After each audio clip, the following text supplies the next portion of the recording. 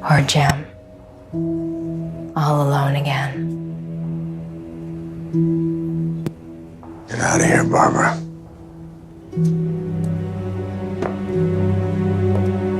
No one knows what it's like to be him.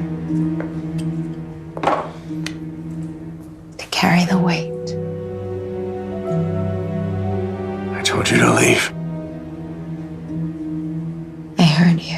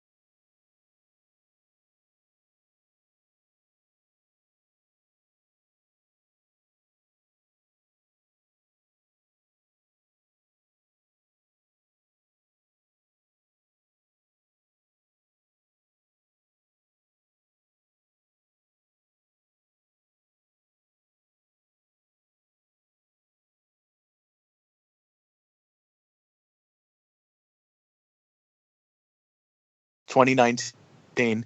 The good news is the government shutdown is over, so that means Gotham can open back up again. No? Okay, never mind. Government shutdown apparently doesn't affect a fake city shutdown in a fictitious show.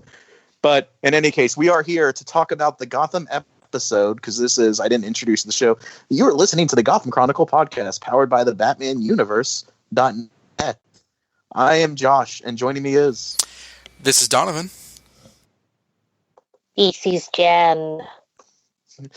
And we are taking a look at the episode Ruin, or however, there's always the arguments about how to pronounce that name. So this is a very, we were joking before we started, this is a very shipperific episode. This could almost be a Valentine's Day episode, because Penguin runs into his ex, Jim has homeless sex with his ex, Jeremiah and Echo go dancing, Riddler and Lucius, have like a friend date. It's a very, shipperific coupley episodes. So just in time for Valentine's Day. A few weeks ago, there is an episode airing on Valentine's Day, and though, so there's three plot lines here. The Haven has been destroyed, so everyone's out for blood, except for Barbara, because her gun, before she's about to kill Penguin, something called the plot, and character development jams it and stops her from firing it. So everyone wants to know who blew up the Haven. So Penguin teams up with Gordon, something that's never happened in the series before. I actually mostly like this episode, but it is funny how every 5 or 6 episode there's Penguin and Gordon allies, the GCPD and Penguin's men teaming up, and they get some intel from Barbara and they think it might be Zsasz. So there's basically a very, very rigged trial for Zsasz. Gordon gives an inspiring speech about hope, and the people are like, yeah, we don't care about hope. We want to cut a bald guy's head off. So Gordon, he's all out of, F's to give. And I'm saying F's because I don't feel like bleeping myself later when I edit this. He's all out of F's to give. He's like, all right, screw this. So he drops Zsasz off at that same pier that everyone is always dying at. And Zsasz is like, don't we usually do shootouts at this pier? And Gordon's like, oh, that's it. Bullock, give him your gun. We are totally going to friggin' shoot each other. And Zsasz is like, you know what? It's the final season. I kind of feel like walking out of here alive. You all have a good day, y'all. I'm a bounce. So Gordon's like, ugh, I have all this frustration. How am I going to relieve this frustration? Barbara walks into the office. He's like, that'll do. And then all of us are like, oh God, it's awful. By the way, exactly what happened. That is exactly. Oh my God. By the way, those of you who are confused about the intro. If you're old enough to remember, there was a '90s movie called Look Who's Talking. So that's what that that's what that intro is a joke from. No. The other say what? It's just graphic imagery. Very graphic. To which my stepbrother, he wasn't my stepbrother at the time. I heard this story later. He saw that movie in the theaters, and he was like 5 years old, and he like shouted to like my stepmom, "Mommy, look at all the fishes swimming!" and like completely embarrassing her. Why do they put that in a movie? Okay. Anyway, the other plot line, because there was two more. Yeah, is Riddler once again wakes up and he like sees writing on his arm, which leads him to like he thinks that a certain inmate might know like what's been going on. So he sneaks into Miss Kringle's old file room and he's like, I miss when, the love of my life would be in this file room with me. And he turns around to see the other love of his life, Lucius Fox. Now, they must have a brainy team up. That's right, guys. It's Foxy and Riddler together again to solve the mystery of who blew up the Haven. And which they do. Yeah, well, sort of. They sort of like Lucius doesn't. Lucius like walks away like till we meet again, and then like 5 minutes later, Riddler like realizes it was him by reenacting a scene from Batman Forever where he like pushes someone in a chair out of a window. Yeah, I think even like Corey Michael Smith like retweeted like the scene from Batman Forever. He's like, yes, this is totally what we had in mind. I can believe that. I don't think that was a coincidence. Mm-hmm. I mean, there's differences in the scene, but yeah, and I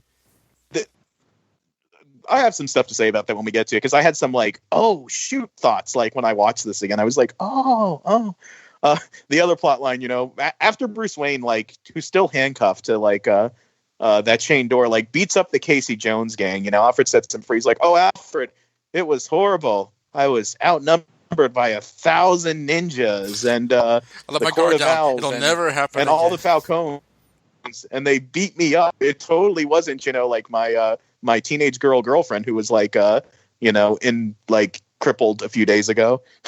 Master B, yeah. I can always tell when you're lying. It's true. So he's really bad at it. So they go after Selena. I almost said Sophia. Wow, that's weird. And she is at the same set that those orphans were at in episode 2 with that tunnel. Like that is the same set. I mean, to which makes me wonder, is Jeremiah just using the same tunnel that they were instead of starting his own? Or is this like supposed to be canonically a new tunnel? Is that also like the Dollmaker set from season 1? It could be like, like reworked or destroyed. Yeah. I mean, I know that like between seasons, they like some of the sets they destroy and some of them they like just rework to like make new things. Like I know Barbara's apartment was like refurbished to be like Galavan's apartment. So like some stuff but they not like that much. Completely... So it's still obvious. Well, that staircase was like the most obvious thing. But in any case, Selena, goes there and stabs Jeremiah, to which the apparently like, no, Jeremiah's dead despite everything in all the promos and like all lick of common sense, and he'll never, and like the rules of the show about people dying, and he'll never be alive again. Just look at all the other people that got stabbed and and died forever, like Nygma. Yeah. So that's all 3 plot lines. Right, I'm going to start with something that I've warned Jan about in text and in voice, which is that I'm going to gloat. So I have asked for years, are Jim and Babs going to get back together? Is there a possibility that they might make a Barbara Gordon one day? And people, and by people I mean people on this podcast, and by people on this podcast I mean people on this podcast named Jan, said that I was being with, said that I was crazy, said that they were just messing with me. Who's Chris? And I know I'm copying like something that Chris said on Crawl Space once, but like, who's crazy now, Jan? We could be a fake out. They could be like baiting and switching. We know that Lee is coming back to the show, so he could hook up with her and never create a Batgirl. I mean, we don't. I mean, it doesn't look good for Jim and Lee shippers. And it does look good for keeping Batgirl in the continuity, but it is funny because like obviously we're going to get into it, but like I did not see this coming this soon into the season. I absolutely laughed that they were doing it this soon, because like my thing was, okay, like my original theory is because of what when the producer said, like around October, he said that Barbara was going to have like a redemptive arc this season. So I thought, especially like in episode 2 where she's like, we have unfinished business, you and I was thinking to myself, okay, well, no, I was literally thinking to myself, okay, we're going to get this like an arc throughout the season of them slowly getting back together, but like, because it's going to take like a whole season for them to like undo all that baggage from the last few years. Nope. The end of episode 4. Bend over. So shoehorned, like the rest of her stuff. Actually, I mean, it's not giving me more to work with other than this one, like, episode where it's like, no, I can't shoot him. There was an explosion. Oh no, I need you to get justice for these people. Like, I was like, where did this come from? You've never done this. You haven't done this in season 1. Barbara chilled out over the summer after like a few months ago, and she was like, "We will kill all the men." And now she's like, "You're my man." Can glow. When I say kill all the men, I mean sleep with all the men, and by all the men, I mean just you. Na, na, na, na, na. Like it's like a Valentine's like a hard version of the Gotham theme, like. No, I just saw the logo read the words "homeless sex" in the Gotham font as the lightning crashed. We like break into like the CGI producer's room and like edit that. So it's like, and then Mackenzie says, "We talked about this," and I said no. Millions of viewers like across America ridiculous. I can't. are like, "What the heck? What?" So Jan, you've been officially called out by Josh. Do you have anything to comment on or respond to? Aside from that middle finger that you're sticking at me. No, I mean, it's Jim, and the show doesn't make any sense. I actually think, like, despite the fact that I laughed at how soon this was, and I mean, and I'm not going to pretend to be some sort of oracle. This was in the promos, like a month, like I think like 2 months ago or something, where they did like a trailer for the season. Like this scene was there, so that's why I might put the clip in of like Ben asking Ben McKenzie like, why would you hook up with Barbara again? And like, I think Have you seen her? Says, like,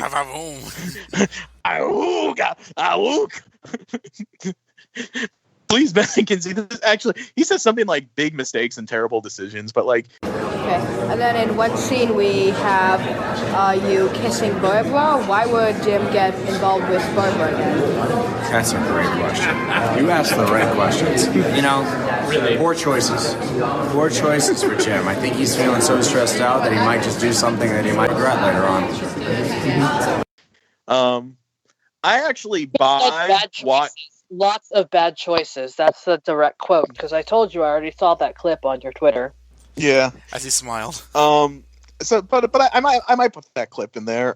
So like this has been out there that it was going to happen for a while. It's just kind of hilarious how soon. So I'm not going to pretend that like I'm some oracle or like whatever. Like there's been hints of it. The person who like wants comic book canon to be restored likes this, but then there's the other part of me that's like, yeah, she was kind of a supervillain the last few years. It is weird. But that being said, watching this episode and then rewatching it, knowing how it's going to like end the episode itself, you can kind of see why Jim makes the decision. And to me, it makes sense, which is throughout the first of all, like it starts with Jim having this big personal loss. Like, you know, his home blows up after he just got one. Oh, and that kid dies, and like his badge got dirty. So it's You also forget, and this is for Don specifically. His suit got dusty. My Armani suit. I only have 4 of these. Jim, we found this badge. What? Who's the son of a bitch that took my badge? I'll kill him. It was Will. What? I'm gonna feed him so many peaches till he gets an allergic reaction and dies. No, he died in the explosion, and you're the one that gave him the badge. Oh yeah. Oh, I see what you're Well, I saying. got my badge back. Well, I got the badge back, so we'll call this a win. Well, when he runs up to Robin Lord Taylor, it's like, "You did this, you son of a bitch! Look at my suit! Look at it! No, I would never. I like your clothes." Your clothes are great, okay? My clothes are great too. We're both wearing great clothes. That we are. That we are. All of a sudden, he became the Riddler, like Oswald. Anyway, okay. So first, your speech. But anyway, so like Jim's emotional journey this episode, he is still trying to like hold things together. He's still trying to like maintain law and order. And throughout like him trying to like maintain law and order, the citizens of Gotham are basically saying screw law and order. And it's like throughout the episode, you see that disheartening him. Like, you know, he's talking to Jamie Murray on the radio. He's telling people, we're going to have a trial. And people are like, screw trials. We want to cut a guy's head off. Zsasz is flirting with Alvarez. It's crazy, you know. It's a crazy day. It's a crazy day for Jim. And that was the show that was back. Men, I'm just saying. And that's why he... Say what? Zsasz has very good taste in men. I'm just saying. He does indeed. Alvarez is a handsome man. Alvarez is a handsome man. Alvarez may have strip searched all three of us before the podcast began. Shut up. One of you blew up Haven. I knew it was one of you. We swear we were just making jokes. You did it because you wanted Gordon to be homeless, so you can make jokes, right? So Gordon like loses it at Zsasz because like he's constantly trying to like pretend that everything's all right. And Zsasz is just like, you know, riding his goat. He's like, you know what? Like, screw law and order. We're going to have an old style West shootout. And even Zsasz is like, okay. And when Barbara comes in, she says, you turn the signal off. And remember, like, what, you know, Gordon kept on saying to Bruce in those episodes, like, we have to show people that they're still despite the fact that the signal comes back on when they're making out. But never mind. I didn't realize that the signal was off. I didn't get that part. I probably just blocked it out because she was talking. I missed that the first time I watched it, but then when I watched it again, I was like, oh. So, like, if you watch this, like, kind of paying attention to Gordon throughout the episode and, like, figuring, like, his state of mind, it's not about Barbara at the end. It's not about, like, you know, I forgive her for what she's done. It's not about I love this woman so much. It's him basically saying, you know what? If the city wants to be chaos and anarchy, then screw it. I'm going to give into the chaos and anarchy. By going balls deep in basically. Not the first time going balls deep into crazy. Meanwhile, a time-traveling Batgirl, you know, played by Michael J. Fox, is like hiding behind like a curtain, looking at a photograph of herself, and like she fades back into existence. She's like, I did it, Christopher Lloyd. I got my parents back together. Now I can go back to the future. And all I had to do was blow up the Haven to do it. What I want to say is that, like, I agree with you in that, like, I think this episode is actually particularly shrewdly written. I think the dialogue is really good, like, from scene to scene. I think that, like, the character themes are really strong throughout, and I think that, like, when you're pointing out the thing with the light and stuff like that, despite the fact that, again, like, you know, like it was in Batman Forever, like, the signals, the spotlights are flying around outside the window when they're making out, but whatever. I don't care. He turned it back on because he made it with a woman. Yeah, but like... Isn't that how it usually works? Guy sleeps with girl, gets confidence back, swaggers. Then the next episode, like, Gordon, like, jumps out of his office like he's Stan from American Dad, like, good morning, Gotham City. I got a feeling that it's gonna be a wonderful day. You know, more likely he would just be like just get out. Don't bother locking the door. I can't imagine he'll be proud of this. I mean, seriously, I can't imagine that he's like they're gonna be like, you know, boyfriend and girlfriend from now on. I mean, maybe they will, but like that'll be even weirder. Like, he's now her henchman at the Sirens Club. He quits the GCPD and works for her because she's walking him like a dog. Wow. Yeah, the GCPD is yours now, Bullock. Barbara and I are going to, you know, like, travel the world and, like, you know. And when I say world, I mean the stalls and the kitchen counter and the bar floors. By the way, you might want to clean the desk. But that was my desk. And it was Barnes' desk too. Before I made a joke to I think in the Facebook chat that we have about that they did it on Barnes' old desk. It's like a final screw you. Hey guys, I got cleared up from my psychosis and I'm now good old Barnes. What are you doing? She's a known felon. I didn't kill Galavan. I don't care about that. You're having sex with a known criminal on my desk. Well, if you want to turn, you have to wait your turn, okay? I'm with my evil ex now. You and your evil ex can have it in 4 minutes. What do you think, Barbara? 4 minutes. Stop talking. She's Wow. I have never been less turned on in my life. All I could Well, think if you is, want- what is it? Shit. You guys made me forget. Never mind. Go ahead. Whew, the whole I've been super quiet. What I was going to say earlier is that it is humorously funny because you can kind of tell that they are trying to redeem her from the start of the season, and it kind of goes back to our last conversation where what exactly have her crimes been? Because I don't know. Yeah. I have a serious problem with not so much in terms of you can't do that, but in terms of how the story tends to wrap its mind around it. But they are kind of locked by canon, Jim Gordon and Barbara Keene. So there's that. I don't know. It's a little harder for me to. Go ahead. Which canon? I mean, Barbara, the name Barbara Keene came from some comic, so I guess they are in some ways locked by canon. But Hey, canon. that one alternate reality story where for one panel, Bruce Wayne says, "Have you seen Tom?" Or no, what James was Gordon?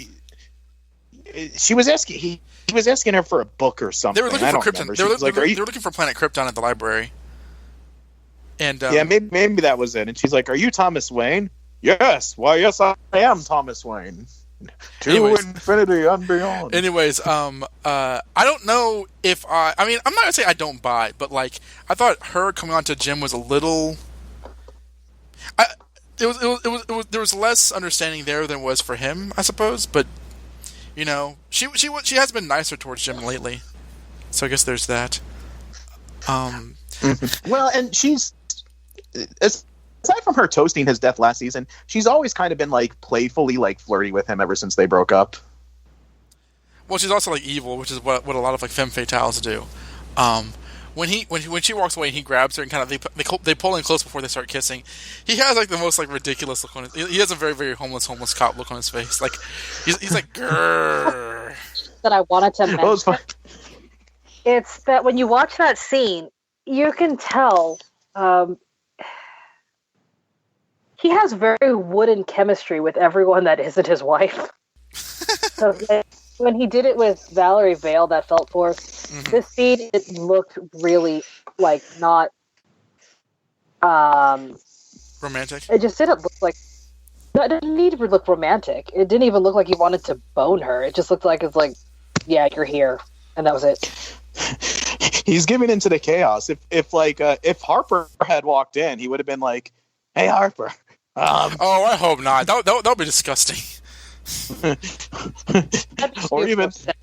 Zsasz comes back, he's like, "You still want that strip search? You can call me Alvarez." Well, the thing was because there's she goes in for a kiss and he closes his mouth, so she goes away. So it's she was kind of she was coming on to him in that way. I don't think that if anybody walked through the door, he would just jump on top of them because that's hideous. Well, yeah. In fairness, they do have a history, so Yeah, exactly.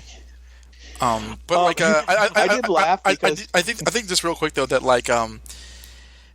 ultimately it's fine for a final season. I feel that because Gotham is the show that it is, when it could have been done better, it just wasn't. But I'm not minding that so much because it's more funny than it is enraging. It's just oh Gotham, you just couldn't you just couldn't help yourself, could you? But whatever.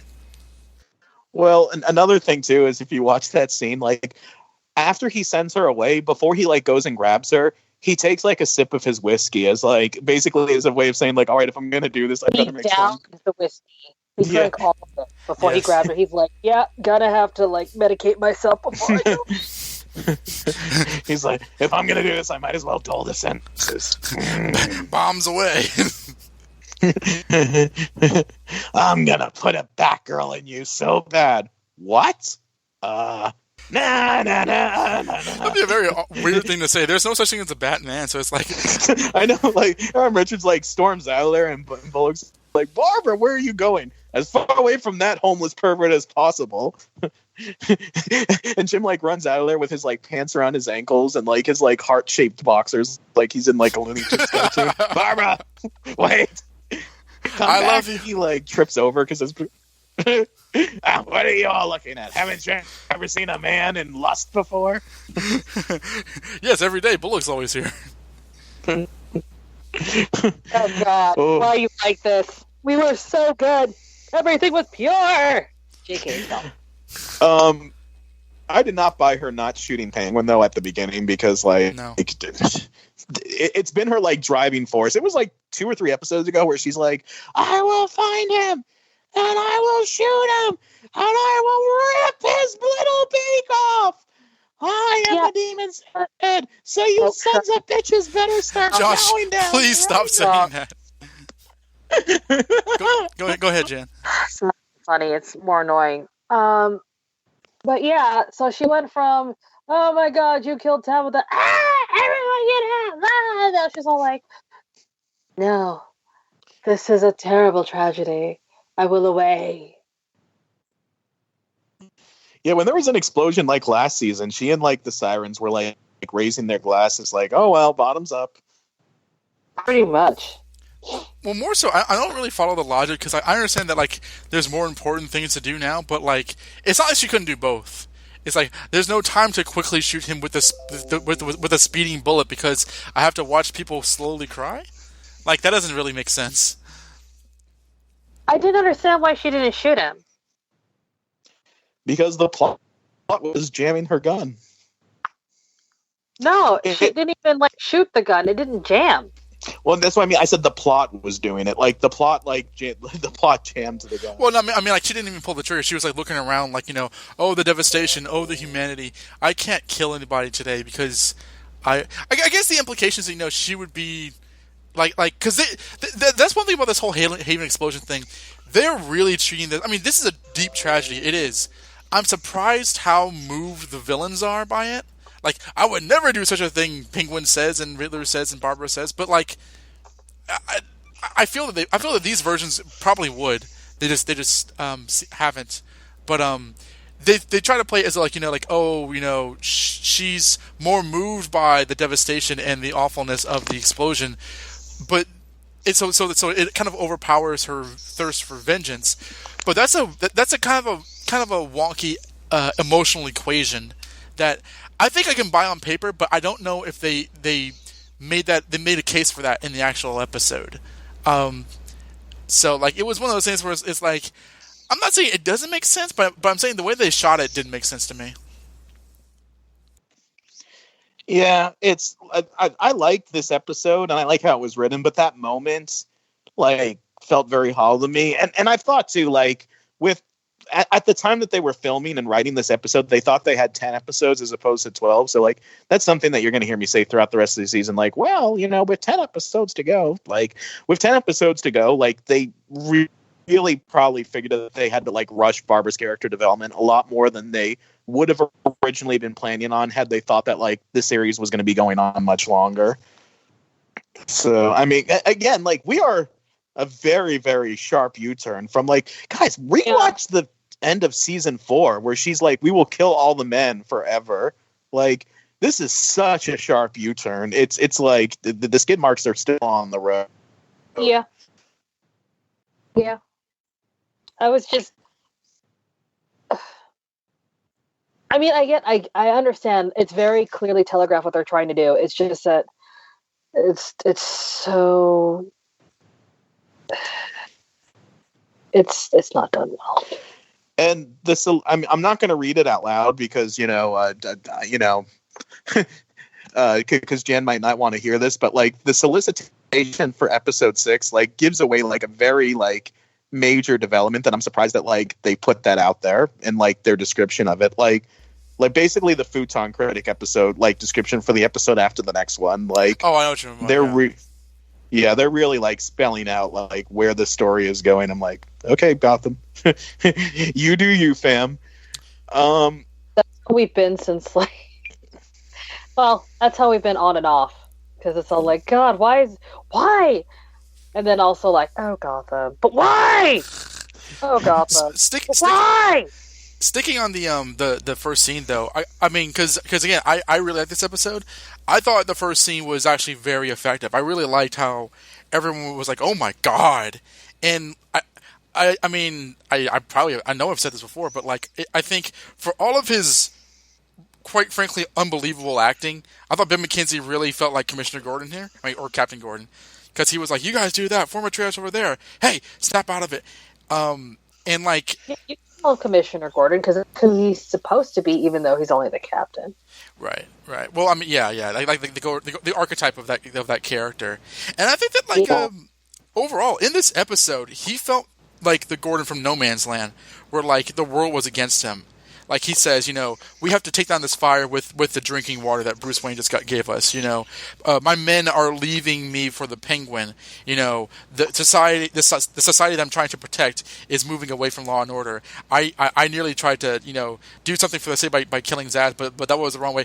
You can see. I like how every decision he makes has like damnable consequences, and that to me is like that's Gordon's story in No Man's Land. It's a very human kind of like conflict to be in, and I thought that this is the most like No Man's Land that his character arc has gotten so far, and I thought that was really good for it. And in No Man's Land, the comic. Go ahead. In No Man's Land, the comic, he had like his wife and his daughter as his anchors, and he does not have those anchors here. He is like he has no emotional support except for Bullock. Barbara's vagina. There is that. Whiskey is the baby, and then Barbara's vagina. It's fine. I wonder how Chris. So, Barbara, does this mean I can stay at your place from now on? And party all night long. I was trying to say, as someone who hasn't actually read the comic, the whole series, I will say that I feel like he was written really well in this episode. I don't think he's done anything that actually annoyed me. Even like sleeping with Barbara, from his perspective, that made sense to me because it's just like she showed up and she's like, "Look at me in like this bustier," and he's like, "I've been drinking and I feel bad, and you're coming on to me, and I'm here to make some bad decisions, so I'm not having a good day." Yeah, you're exactly. Yeah, it would be annoying if we said Gordon would never do that because the situations have put him in that corner where that's his only relief. And I will give the show that. About relief. It wasn't even about relief. It just made sense for that sort of situation. Like she's just there. She's like, "You're all up." Like, who wrote this? Anywho, fanfic writers. Yeah, God. I wrote this episode. I bet you did. Well, there was like a few moments here where I was like, "This is like a Gotham Chronicle like written episode." Like. With like some of the stuff that happens. Well, he didn't say homeless cop, so it's not. But it was homeless sex. Teen returns for the first time in like over a year, and he like, well, what did you find out? And he's like, I saw, Barbara Keene kissing the policeman. Why is it that the only thing you ever see is Gordon having sex with people? Martin shrugs. Oh no. You can talk. I mean, No, hold up. He just draws a picture of Gordon doing push-ups. Oh God. I have this weird feeling where on the one hand I'm like, wow, Barbara and Jim getting back together is rushed, but on the other hand, and when I say getting back together, they're not like engaged, but But like Barbara and Jim having a reprise, we shall call it, having a reprise feels rushed, but at the same time, I also feel like it made perfect sense for this episode. Like, so does it make sense to feel like something's rushed but makes sense at the same time? I think, you know, in the way that you frame it in that way, I guess it's actually ultimately good. Like because the situations in this episode were as desperate as it's ever been. So desperation does ultimately justify people's psychology. So I think that like it feels rushed for us because we can tell that they were trying to have her be redeemed from episode 1 of the season, but in how it ended, I think that like it works out okay. I think that like it probably is a bit rushed, but like I'm not gonna say it's bad writing because the whole Haven explosion had rippling effects on every character. So you know, and I'm kind of coming around on how rushed, how bad the results were because it was rushed or not. I'm finding myself caring less. Mm-hmm. Well, caring less and then just saying it's okay is different. I mean, like, true. She ran in there like 2 seconds before that explosion. She's like, I'm gonna kill him. And then like the explosion happens. She's like, oh no, all these, like, she did a complete 180. Mm-hmm. Like real. The hormone monster's like, Barbara, look at all the fire and the children. The children, Barbara. Well, I agree with that. That like, that's the worst part of this episode is the whole, you know, I can't kill him.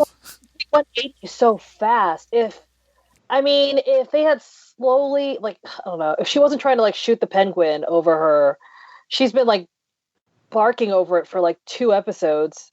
This is number 4 or 3. This is episode 4, so at least 3 episodes. Yeah, she's been barking over it for 3 episodes, and then she comes into this one, which is the 4th episode, and then she suddenly has a change of heart because there's an explosion of people she didn't even care about.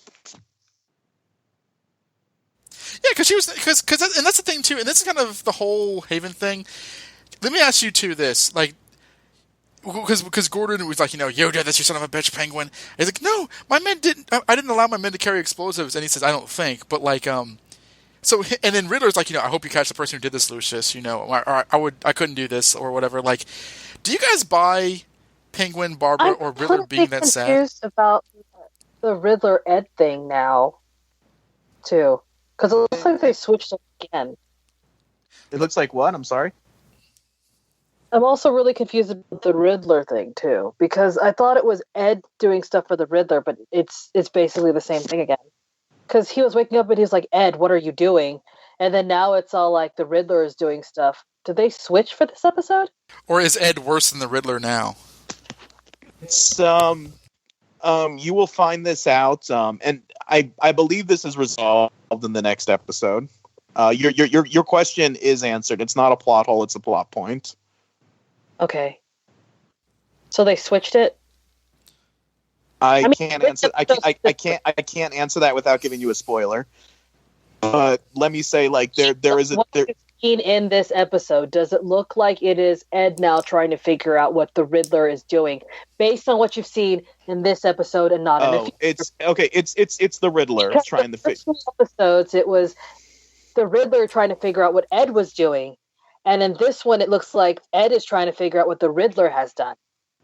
No, it's Riddler. He's Riddler 24, or not 24, but he's Riddler throughout this episode. In other words. Okay. So it's still the Riddler showing and then trying to figure out. Okay, that's what confused me. We're good. Continue. Yeah. Okay. Yeah. And I'll probably edit it out for spoilers, right? There's no spoiler in there. I mean, I'm basically saying that it'll base this episode and the previous 3 episodes. Yeah, we can keep that. I mean, it's a future knowledge. Yeah, and in case there's listeners who are confused too, and I don't think it's wrong to say that we will find out what happens next week, you know, because of all the stuff that's out there at this point, and you know, publicity things and stuff like that. But in any case, well, just real quick, my original question though is like, you know, Barbara, Penguin, and Riddler are horror stricken at as human beings would, but like these guys are like bad guys and they're in Gotham City. Did you guys buy their sense of remorse over it? I bought Penguins because the people just started to love him again. Okay. So he's like, I just got these people, and I was assuring them that they'd be safe, and now they're dead. So that makes people like lose faith in him again. And he needs that faith. He needs the adoration. He needs all of that. So I do buy that he was genuinely like, oh God, I've lost all this support again, sort of feeling. It's also no man's land, so there is like a sense of camaraderie, kind of like New York after, 9/11, or America after 9/11 or something like that. Like, it was all like, when the city's been abandoned by the government, you might be more inclined to look out for your fellow man than these guys would have been like a year ago. And although even last year, when they were these people were all like, okay, Jeremiah wants to like blow up the whole city. That's insane. So that is in character for them to like not want people to die. They can't rule the city if there's no city to rule. Right. Yeah. Yeah. They're not just going to like let people die willy nilly. I think that like when Riddler and the other people have killed, like they'll kill other criminals, but they'll rarely kill civilians unless like the civilians, like Penguin would kill civilians in season 1 if like they like teased him, like those frat. Yeah. Oh yeah. Yeah. Or those frat guys or something. Yeah, but those guys were. I mean, I don't know. That's like early installment weirdness, they call it, when like the characters behave differently in like early episodes than they wind up doing. I mean, I don't know if like, because I feel that like this show is trying to establish like, a baseline of like, this is a line that these characters won't cross. And like, obviously, I don't think anything would like just out blow up Gotham. I don't think they would do that, because they would. I have plans for Gotham, and I can see Penguin. Plans for Gotham. I can see Penguin like I didn't necessarily want this, and I'm not even saying it's outright out of character for them to feel bad, but they're straight up saying, all those innocent people, you need to get the person who did this, and that feels just a touch. When I'm saying that just feels a touch too, like, we like these characters, so we don't want them to be complete monsters. Thankfully, Zsasz was like, I don't want to get anybody credit for anyone else's work. If I would do it, I would scar myself. But he's not shedding a tear for them. He's just like, no, I didn't do it. I did love that he mentioned the scars. He's like, my body would be covered in scars. I was like, ha. Sweet scars is what he said. I had mixed feelings about that. Part of me was like, I am so glad that they remember that that's part of his character. But on the other time, too, I'm like, okay, let's not pretend that they completely ignored this for the last like 5 years. Well, yeah, because he's killed many people before, and his skin's fine. Yeah, I mean, I suppose we could pretend that he's doing it to his like belly or something. Everything is covered except for his head. Even his hands are in gloves, guys. Yeah, I'm trying to think if we've ever seen him in like scars that way. But he's usually like his body. He's usually like shirtless, though. I don't know. Not in. I don't remember when has he been shirtless in the show. I don't like the comics, which I should never bring up. Oh, okay. I was like, yeah, like. You can like kind of retcon that like he's been scarring himself this whole time. It's just it is weird because like the show he did it one time. He cut himself in the show. Well, it's his first appearance. He did that, yeah. In Penguin's umbrella, yeah. But like, yeah, he established that it's a thing that he does, and then they just went back to it at this one. I was like, yes, I love this. But this is like the second reference to that, though. Well, and this show's version of Zsasz is very, very different from like the one in the comics. And at this point, like, it's kind of like what my feelings were about season 3 Ivy. Like at the very end, I'm like, I guess that's okay at this point because I do like this version of Zsasz. So like, yeah, he's not like the ultra serious guy from like, the Norm Brayfogle, comics, but he makes me laugh. And I very rarely hate a scene that he's in. So that's okay. Go ahead. Okay. There you go. I was going to say I feel like the actor really brought this character into his own. So even if he's not accurate, he's still very entertaining and he's just really great. I freaking love Zsasz. Like when I first saw him, I was like, I was more upset about like the dominatrix fly girls that he had with him than I was about his real. Well, I mean, I think that like this is a case of the actor Anthony Carrigan kind of like taking over the role because in the comics he's basically Carnage in that like he's really like kind of like like devilishly gleeful in that he's a horrible monster. Like he is one of the worst like in terms like as a person, like one of the worst people Batman goes up against. Where in this one, he's this very kind of like easygoing, kind of almost like a kind of grounded, like blue collar assassin. Like you never get the sense that he takes much of himself seriously. He goes out for ice cream with his assassin friends. Yeah, this was the last time we saw him. He was going getting out for ice cream with Headhunter. I was like, headhunter. But then he's like, let's go get ice cream. And I was like, I can't hate you now.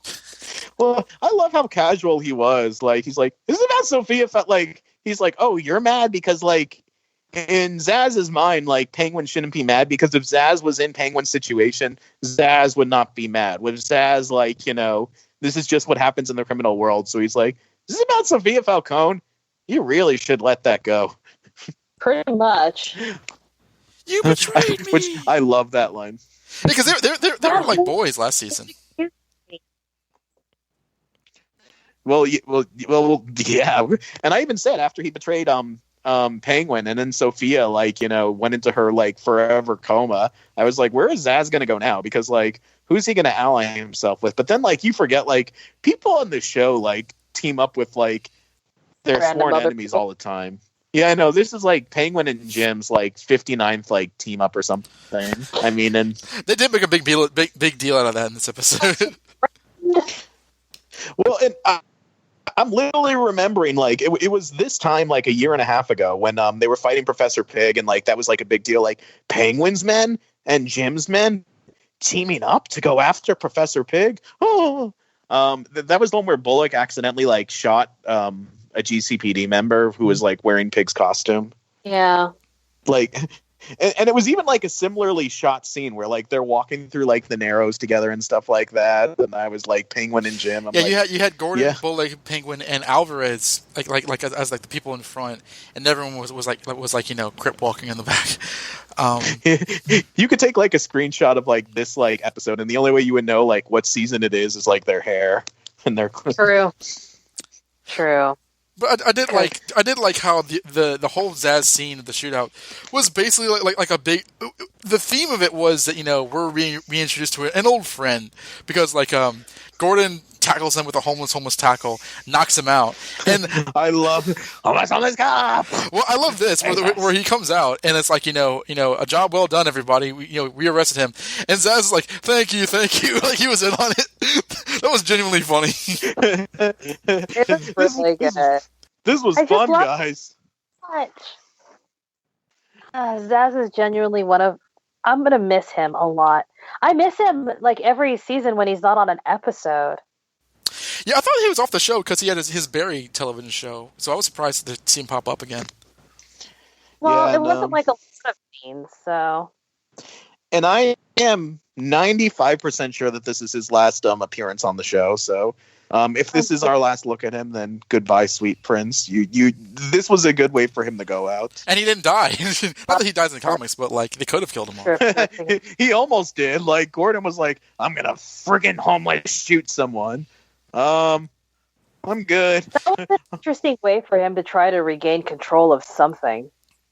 Well, didn't Gordon say that Zsasz had territory in Gotham City after the No Man's Land? Yeah, I remember he had like territory on the map. Yeah, that they showed at the beginning. Could you imagine if like they killed him off with Penguin cutting his head off? That would have been horrifying. He was so close to dying. Like he was like a split second when like Bullock pulled my which like that kind of like horrified me. I was like, he was very close to death there. I would have been real mad. I'd be like, this is a bitch way for him to go out. Hugo Strange just like grabs the head. I'll be taking this. And then like at the end of the season, like there's like a cyborg Zsasz, like it's Zsasz's head on like a giant transformer robot body with like a bunch of scars on Robo-Zsasz. Destroy. Destroy. Oh my gosh. Signs it onto Butch's body. It's Zsasz. And he's a cyborg now. Solomon Zsasz. You son of a bitch. You're behind this, aren't you? I swear I didn't do it. And Alvarez is like, please, Zsasz, this isn't like you. Remember all those strip searches we had together? There is no more Zsasz. Did we mention Zool? Only Zool, yes. Did we mention like when Alvarez like, Gordon, you have a call, and like Gordon left like interrogation room. Zsasz is like, he just strip searched me. I say Alvarez, he's handsome. Like, do you mention that was an ad lib by Anthony Kerrigan? Yeah, apparently, according to J.W. Cortez, who plays Alvarez on Twitter, that was an ad lib. To which I say, moi, moi, I love it. Same. And so we now have a new ship, Zalvarez. And to which, like, I'm very, very disappointed because I said this before the recording. Like, I even posted on Twitter, like, I want like Alvarez, like Zsasz, like fan art right now, because like Mr. Penn and Penguin have so much like fan art of them that I've seen, and I've seen zero like Alvarez like fan art, and maybe it exists and I just haven't looked hard enough. But like, come on, internet, like, you're letting me down. Even the actors approve this ship. Like, you rarely ever get the actors approving it. Like, heck, it was their idea. Can I point out, barring like fans of the Robins in the comic books, which goes in many directions, this is probably the queerest Batman property that's been out there, like intentional or otherwise. Because you had Penguin and you had I think Anthony Kerrigan's gay in real life. Oh, that's cool. So you have the Nygma pot thing, which was legitimately part of the story. On top of which, there's all of these sort of like just kind of like couple shippings on, which I know a lot of television shows have, but like it's kind of cool that like this element of Batman's media franchise history has been very kind of like, I hesitate to say gay friendly, because it's not like they have the problem is all the gay people are supervillains. That's the thing. Yeah, almost every character on the show is a supervillain, though. Supervillains, so. Because exactly, Corey like 90% of the characters are villains anyway. What was that? Corey Michael Smith is bisexual. Robert Lord Taylor has a husband. You said Anthony Kerrigan's gay. I feel there may have been one other. Oh, you also had like the Barbara romances, which were not great, but yeah, Babs is a terrible partner to have in general. Somebody put on Facebook, and I thought that it was hilarious. They were like, now that Barbara and Jim are back together, she needs to come clean about sleeping with Montoya back in season 1. And I was like thinking, are you serious? Like, oh god, I forgot about that. Holy shit. Well, they had a whole conversation about that. That's the thing. After everything that's happened since then, I don't think that it's like important. Or Jim, I have something to tell you. After Zsasz kidnapped me and I ran away from home and stayed with my parents for a little while, I slept with Montoya again. Who is Montoya? Don't you remember? Yeah. Don't you remember Chris? Don't you remember Crispin Allen's partner? Who is Christmas Allen? They introduced you to Harvey Dent. Who is Harvey Dent? Harvey Dent. They were gonna. Don't you remember? They were hired by Sarah Essen. Who's Sarah Essen? Oh God! She died in your arms a few months after Fifth Mooney died. What'd you say? I've only been watching this show for like 3 years, and I've already forgotten. I forgot Sarah Essen existed. His canonical wife in the comic books. I haven't read the comic books yet. But that's the thing. Like, I only read one of Gotham Central's storylines, and that was the very first one. Oh, Gotham Central, which has everything to do with the show. But that's the thing, though, is that like Gordon, the fictional Gordon, would probably forget her. Show, and I was like, I need to not watch Gotham Central because I will be upset. Like I am.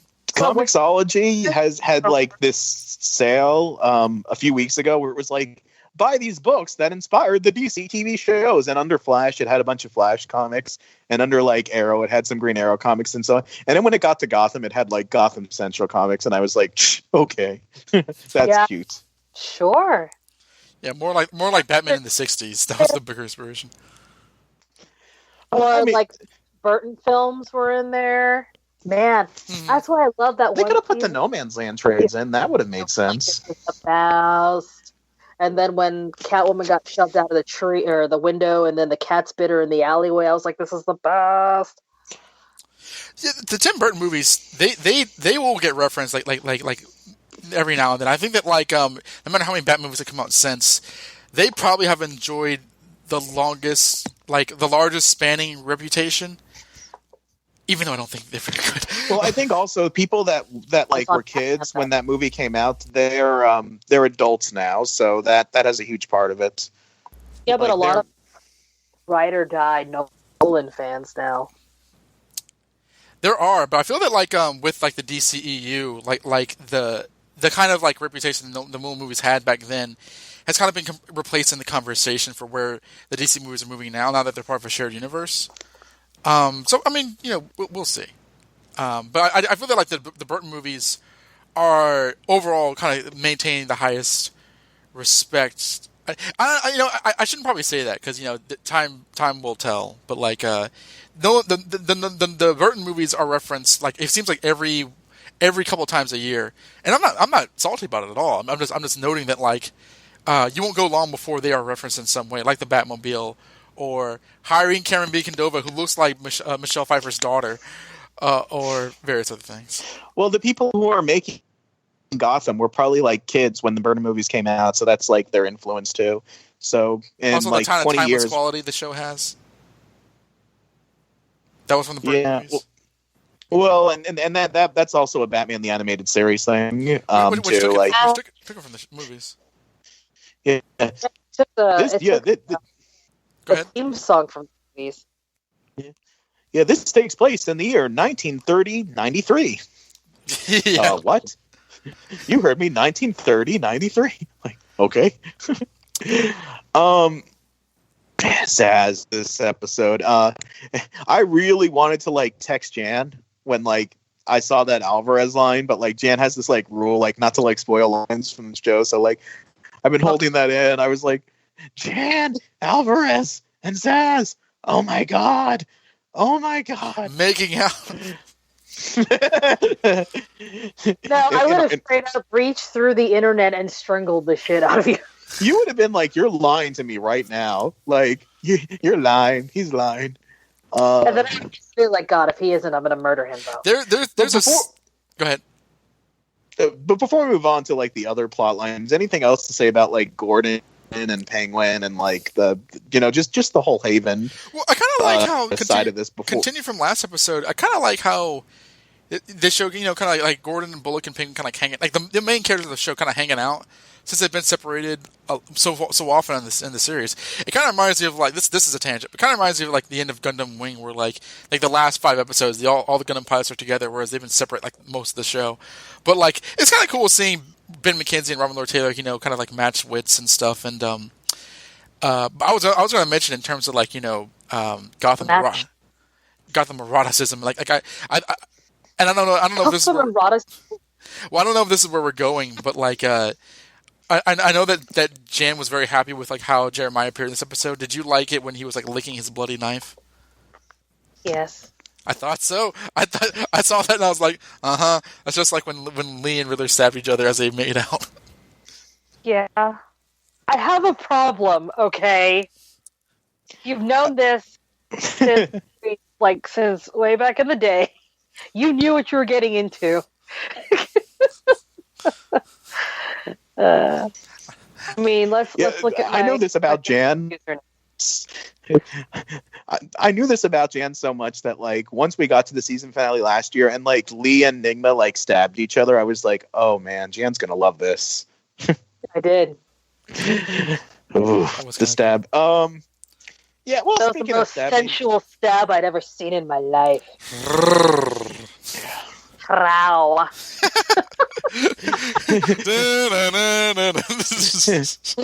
Basically. So, yeah, when Strange took Nygma's body, he's like, Strange, he appears to have an erection.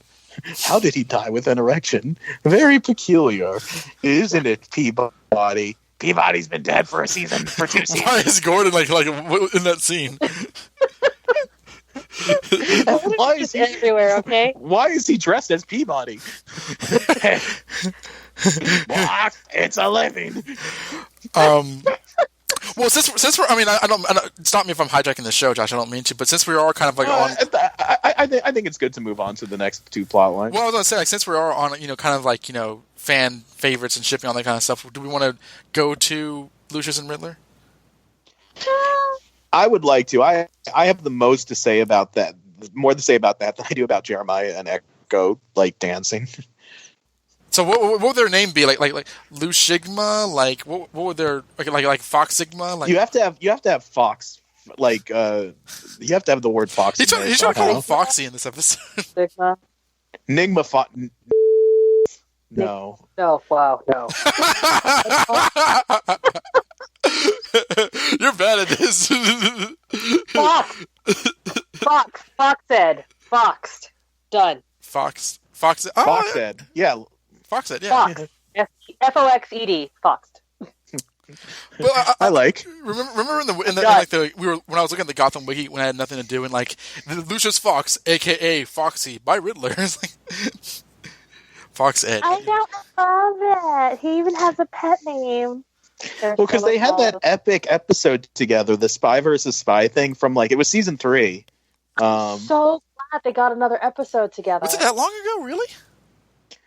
Yeah. Yeah, a while back when he first became the Riddler. Yeah. And he was trying to like get Jordan, and he got Lucius Fox instead. That's right. Yeah, he put on the persona. I'm trying to think of like what they did together, if anything, in season 4. Because most of season 4 it was like Ed and the Narrows. No, I think that's like the second time that they've gone up against each other. And this is it. Honestly, like the first time, like when Ed is getting that like file, and then it like Lucius yoinks the file out of his hand, and then it pushes him back. With Kringle, is that you? Oh, it's you. I saw that twice because I was like. Even I can see people. I can see Tumblr or like music video creators like putting that in slow motion because he pushes them against the filing cabinet. I was like, "Ooh, Mr. Fox." So, ooh, Foxy. Oh, Foxy. I don't know why I did that laugh. Because it's awesome. One thing that I caught here that like I missed the first time I saw this is like they talk about how like the shell that like blew up the Haven is the same type that blew up the helicopter. And remember when we were debating like who blew up the helicopter? I'm like, oh shoot. Oh. It was Ed. And remember after that whole helicopter thing, that's when he woke up in Gordon's trash can. Like, oh man. When Ed blacked out in the first episode of the season, he blew up the helicopter. And like the show doesn't like dwell on that fact. But like when I rewatched this, I put the pieces together, like because they did lay it out. I was like, oh man, that's and that's not a question that like we were begging the answer to because there's enough like anarchy and chaos and like the low boys were there too that like we didn't need to know who did it, but that's wow. I was really confused about who did it though. Remember, and then we couldn't pinpoint. It was a legitimate question. It's just I was like, okay, well there was enough gangs there. Say what? I was like, they didn't even show who did this. What's happening? Like, and now we know it was Nygma. Oh, god damn it, Ed! You're the reason that's dead. But I really liked how like. Kind of like, I mean, so the second smartest man in Gotham wants my help, and I was like, he is? What is he, Mr. Terrific? But like, I kind of liked how combative they were. Where it's like, he's the third smartest man in Gotham. Well, he called Fox like the second. I know that Mr. Terrific's the third in the world. Mr. Terrific. I was going with the joke. Right. But it was like oh well locked room mystery but here's the heating oil, oh yeah, but here's this piece of glass, but the piece of glass was inside, it would have been outside. Like they were like one-upping each other constantly, and like they were being kind of bitchy, but at the end there was this respect among the two they were of them. Totally just like 2 seconds before like making out. They're so hot. I also noticed that like the whole like firing the like launcher thing into like a room with a bunch of gas, like that's how he rescued Martine last season. He brought out an old favorite, eh? Yeah, like remember when he rescued Martine? He like gives him like the note, like turn on all the gas ovens, and like Riddler like blew up that whole house. He's like, I did it, I saved Martine, and then like his like skeleton's on fire. I'm gonna tell Oswald he was already dead when I found him. Yeah, we were all sitting here like, why would you have the gas go through? And he's not even like in another room. I'm on a Gotham Confessions Tumblr, and the header image is. I love that running gag. Every time there's a plot hole and someone says, "What about this plot hole?" We just like do the Gotham thing. Because the thing's kind of, I've always found it to be kind of obnoxious.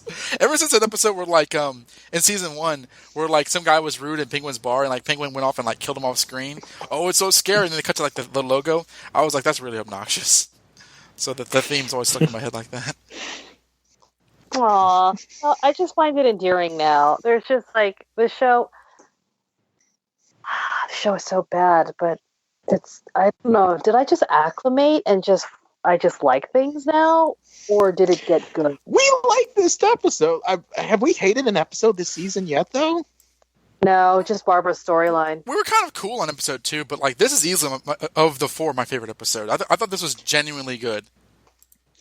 3 is still my favorite, but this one was good. What happened? What happened? What? Oh, the second one was like the witch one. Oh, well, no. What happened last week though? The third one. That's Penguin, our hero. Like, rumor has it those went willingly. Yeah. I think I actually like this one best. All right. This one gets points for me because of the homeless sex at the end, which did I say during the recording? I think I said before the recording that like I had like one of those like shower thoughts where I realized that this was Gordon's longest dry spell ever. Like the last time he got it was Sophia. Gordon did not sleep with anyone in the calendar year 2018. It's important to know this for no reason. That's why he's been so homeless lately. He's usually boning somebody. But he's actually had enough plot where there isn't any boning, and like they haven't had time for boning until now. To wrap stuff up. Not a lot. But Bullock was right next to him the whole time. Bullock was like, if the camera would have kept on panning out, Bullock would have been like on like the other side of the office, like with like a filing thing. Like, so I take it we're not going to do that report today, Jim, are we? I'll just throw myself out. You do that little thing. We want you to watch. He just brings in some Thai food.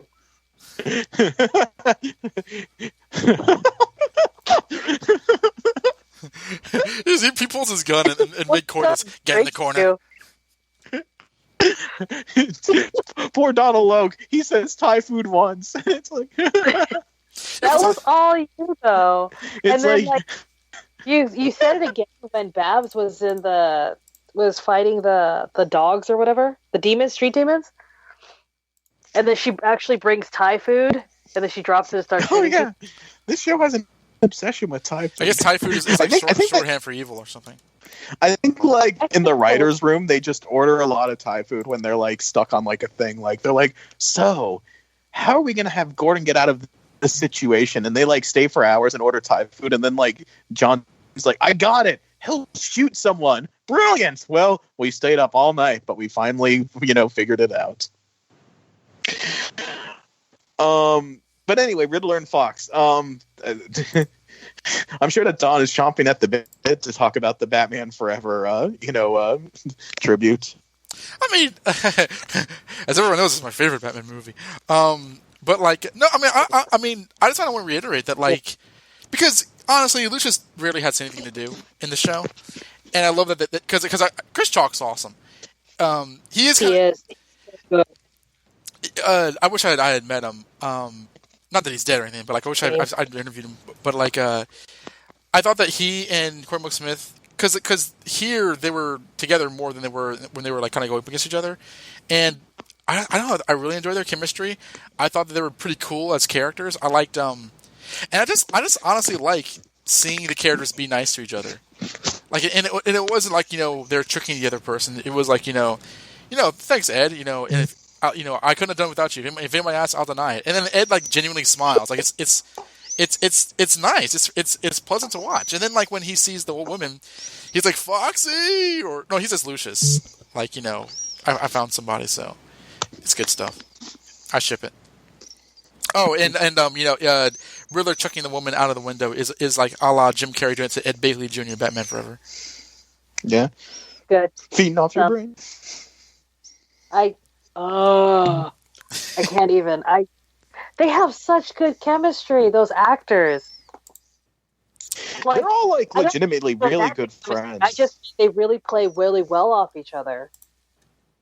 I wish there was just more of that in this show. After that one episode where they weren't even in the same room with each other and they're basically battling wits like across the entire city, it just I just wanted more of that, and I finally got it, and it's like so little. It's very depressing. Yeah, I feel that like we could, because I was surprised it was in season 3 when that happened. So like we could have gotten more like Lucius and Ed standoffs and kind of like formed a little sort of like rivalry there. Because yeah, they don't give Ed enough, or they don't give Lucius enough to do.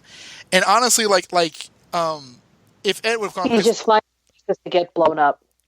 Well, I mean, it's honestly, I can't buy Commissioner or Jim Gordon figuring out all of his riddles and stuff. But Lucius, yeah, because like he's like I'm with you when you first breathe life in the, and I'm with you when you die. He's like a name, like he figures it out. So like. There's but remember, it's established that Jim did it too, at the first episode. He just answers the riddle. He's like, "Okay, can we get on with it?" And then yeah, I like how he knows the answers to all the riddles automatically. And Ed just like stares at him like, "What? You answered the riddle." Oh, you know what? Just like in the '60s show. They did have kind of like a little, not team up, but like kind of a sparring thing at the end of season 2 when Bruce and Lucius were like locked in that room and Nygma was giving them riddles. True. Oh, that's right. It's not the same. Bruce. Yeah. Yeah, it's not the same as this or the other team up, but like just if we're talking about like their history of like intellectual sparring with each. Well, so I guess what do we think of that? Was so that scene. That's why I didn't feel that way. I'm sorry. That scene was focused more on Bruce, if I remember, because we were worried about Bruce getting out alive. We knew he was going to get alive, but we were more focused on that than. And the actors have constantly complained that like Davi Mazouz and Corey Michael Smith have never had like a meaningful interaction on the show, and they say like the closest that we ever got is that scene where like Nygma's behind the glass. Oh yeah, that's true. So the actors have talked about that. The actors have talked about that. They said like that like they're disappointed that the writers have never given them like a meaningful conversation. Like there's episodes where like they're in the same room, but like we don't have like a Lucius and Bruce Wayne like full on interaction except for that. That's a good point. I feel that like especially for like the final season, you got to have all these major bat villains interact with him at least once. Like there was that moment in season, I think it was in season 1 and maybe in season 2, where like Bruce and Father Stoic. No, not that one. A Stoic, of course. The book, Alfred. But like when Bruce and Penguin cross paths and Penguin's like spider sense goes off, like that was kind of cool if bizarre. But like that was something. Something like that. We're like not that they have to fight, but like just some sort of like, oh, this is some sort of force. I don't know. I feel that should have been obvious, and it's so obvious that I've not thought about it before. But yeah. Oh wow. But to be fair, the Riddler did put Bruce into a death trap. He did, but you know what I mean. Like you want something kind of meaningful, like how he had that episode in like the fair with Jerome. Like you kind of want a chemistry established. Oh God, I forgot about that where his face flew off. The only episode my friend has seen, and every time we go into Rabbit, his icon is the picture of Jim Gordon with that like holy shit face after he like knocks the face off. And it falls into like the puddle, and then his wide-eyed like what, and his hair is all wild. Okay. No spoil. we've danced around this, but like, what do you guys think about the fact that it was Nygma that blew up the Haven? I mean, if it's the Riddler or Ed, I don't even know. I'll have to wait to because if Ed did it, then I'm really confused. Because Ed was the one that was trying to be good, but Ed is also the Riddler, and then the Riddler is like confused. I'm the Riddler. I don't know what's happening. Well, that's the thing because the Riddler again.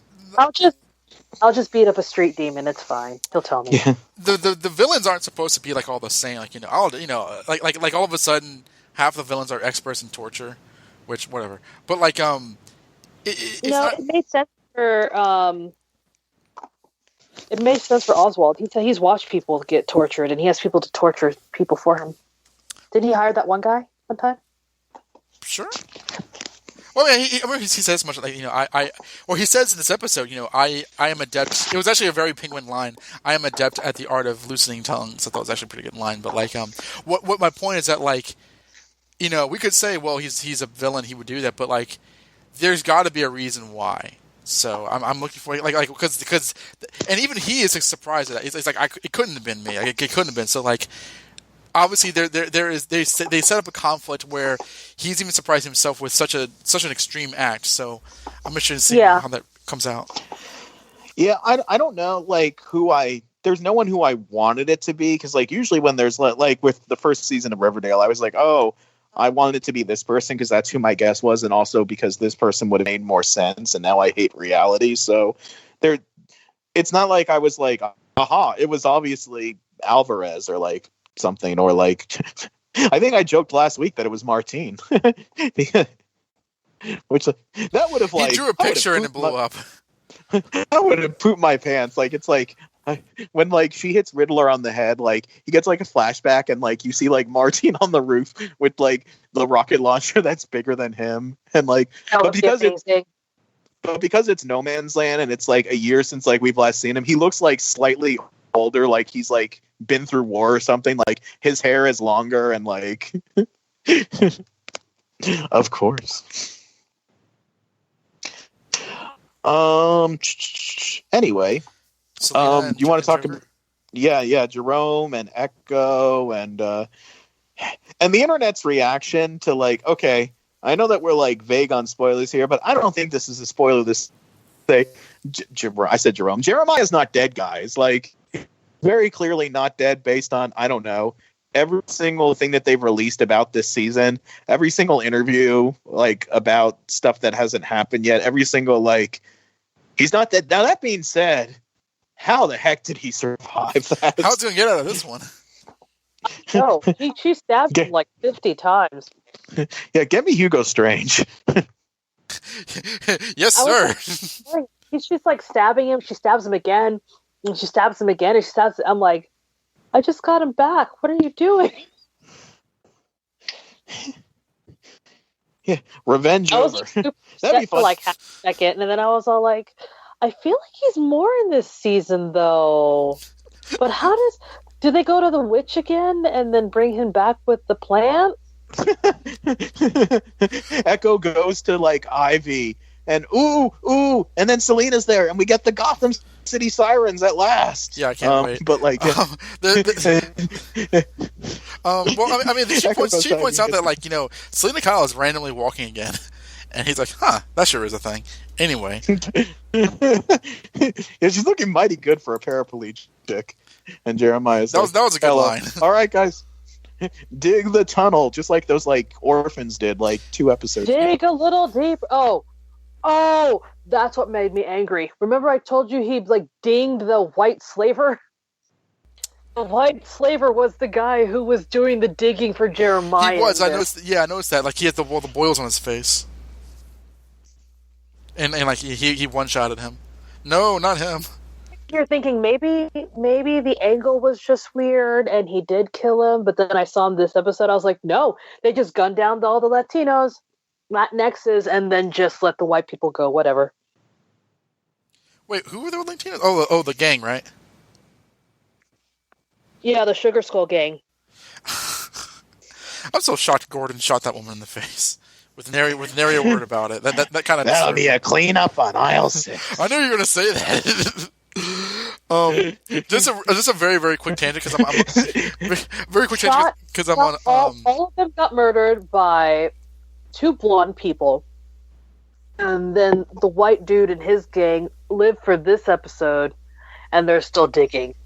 Make America Great Again. Although he did get his throat cut by Jeremiah this episode. Just real quick as a tangent, on Tumblr there's a post that says, Gotham Season 5 has terrible writing. Gordon hands a can of pineapple chunks to a kid with a broken arm. How's he meant to open it, with his teeth? Not only that, he's forgetting the best part. That Gordon was... He's forgetting the best part, that the kid's allergic to it. Eat up, Junior. Aren't you really sad about Will dying, Gordon? I mean, he broke his arm, in his sleep on a bed. I mean, evolution was going to get him one way or another. But, I mean, if he survived this, he wouldn't have lived to see them all. but that is, you brought it up, Josh, and that is the thing, though, that, like, the internet was, like, the fandom was, like, aghast, like, oh my god, she killed Kyle. I mean, Jeremiah. Like, they really bought that, and they're like, we got to bring him back. How can we do that? With the Lazarus Pit? With the Witch? With the Dragon Balls? He can't be dead. But it's the last season. But he's not the Joker. Like, people are really worried. And, like, it's kind of funny because have they not read a comic book before? Probably not. Well, not only the comic book, but, like, this show, like, Lee and Nygma, like, stabbed each other, like, a Fish few months ago. died and came back to life. We also have to remember that Jerome is, like, dead. For, like, the 3rd time. Yeah. Oh, yeah. Jerome died and came back to life. But they could also just kill Jeremiah and bring back Jerome. or you guys are forgetting, like, the most obvious answer in front of us. This could be the show opening up the doors for Jebediah to come in. Jebediah Sprungfield. Or Jehoshaphat. Jebediah and Jehoshaphat. Jehoshaphat, I should have known you were behind this. Son of a... What a sentence that is. We gotta stop Jehoshaphat. Last name not given. Gordon, are you having a stroke? Maybe. What he's got in his pockets are knives and lint. The deadly Jehoshaphat. Okay. And Echo was. They're doing the whole. Echo in this. Like, I don't have that much to say about Bruce, aside from making fun of him. Echo, she was Harley Quinn. They're doing straight up, like the Harley. They're dancing, and he's being like abusive / like romantic with her. Like, I didn't love that because that felt like this gonna sound like lame of me to say, and I didn't hate it, but like that felt a little pandering. But we already talked about like how this show apparently needed Harley Quinn to exist. I guess. At this point, I'm just upset that they couldn't actually call them Harley and the Joker because he's been the Joker forever, And they've been trying to do. You could tell that they were trying to put it off, but they were actually eventually going to do it.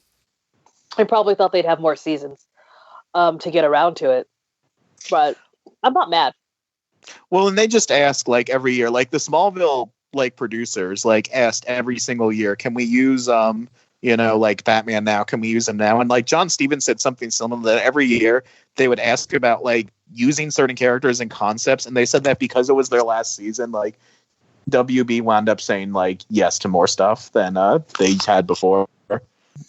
It's so stupid that they can't call him the Joker though. I mean, like every time you mention it, I have to bring it up because like I legal rights, I get it. But like what kind of legal rights prevent that even though they're like the WB has like shared properties for different characters? A legal thing. It's like a different version of the bat embargo. Fight me. Say again? He is the best Joker. Fight me.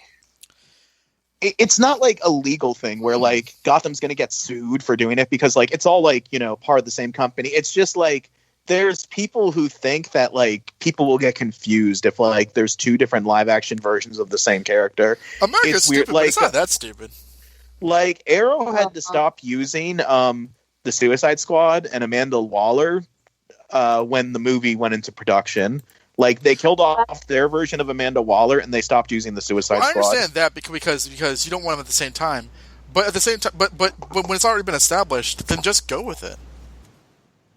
I mean, there's a difference between like okay, well, let's not use him versus let's use him, but call him some random normal name. Like, I feel like go ahead. At this point, they could have just. We have the internet. People understand different versions of things at this point. Because there have been so many iterations of like, yeah, I like Tobey Maguire's Spider-Man. Yeah, well, I like Tom Holland best.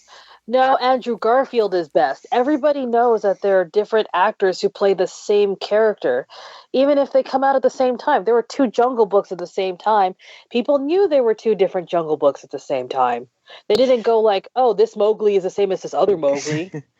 Well, the rule doesn't necessarily make sense, and that's why people were like, it used to be a lot more stricter. Like they used to call it the bad embargo, where like it used to like apply to the cartoons too. Where like now, I feel like it's a little more relaxed now, except for in live action. But we have like Dick Grayson is on Teen Titans Go, he's on Young Justice, and he's on like the live action Titan series. Like we have 3 different like. There's also a 4th versions version. What we thought about this. Is Teen Titans Go? The Teen Titans coming back.